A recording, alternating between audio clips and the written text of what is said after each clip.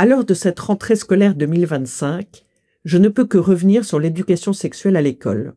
C'est en effet à partir de maintenant que le fameux nouveau programme s'applique dans tous les établissements scolaires, publics et privés sous contrat, et ce, de la petite section de maternelle à la terminale.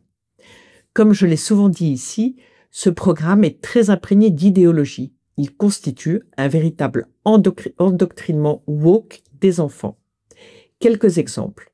À partir de 4 ans, il est demandé aux instituteurs, je cite, d'expliciter les assignations de rôles et les stéréotypes perceptibles.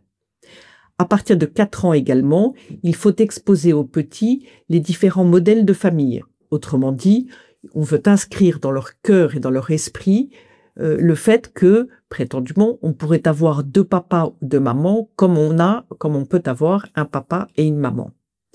À partir de 11 ans, en classe de 5e, il faut, je cite encore, différencier sexe, genre et orientation sexuelle. Et il faut comprendre comment l'attirance et les sentiments amoureux permettent de prendre conscience de son orientation sexuelle.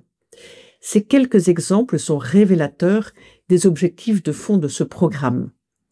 Autrement dit, quand la ministre ou l'Éducation nationale parle de la lutte pour l'égalité et de la lutte contre les discriminations, les violences, etc., il n'évoque pas le contenu même et tout ce qui est transmis à travers ce contenu.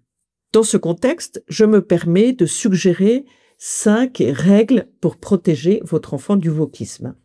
Premièrement, participez aux réunions de l'école et n'hésitez pas à poser vos questions sur cette éducation sexuelle. C'est légitime et nécessaire de la part des parents et il faut montrer que vous veillez sur ce sujet. Deuxièmement, échangez régulièrement avec l'instituteur ou le professeur principal. Il est toujours bon d'avoir des relations de confiance avec eux et en particulier, bien sûr, dans ce contexte-là. Troisièmement, faites raconter sa journée à votre enfant. C'est souhaitable de toute façon. Et là, cela vous permettra de savoir s'il a entendu des propos gênants ou inadaptés. Cela vous permettra d'en parler avec lui et de limiter considérablement l'impact de ce qu'il aurait pu entendre. Quatrièmement, parlez lui-même de l'amour avec des mots adaptés à son âge, à votre enfant. Il y a des ressources remarquables si besoin, comme les livres d'Inès de Franlieu ou de Valérie Terninck, et il y a aussi des associations comme Teen Star, par exemple. Cinquièmement, prévenez votre enfant que des personnes peuvent le mettre mal à l'aise, à l'école ou ailleurs d'ailleurs, et qu'il doit vous en parler.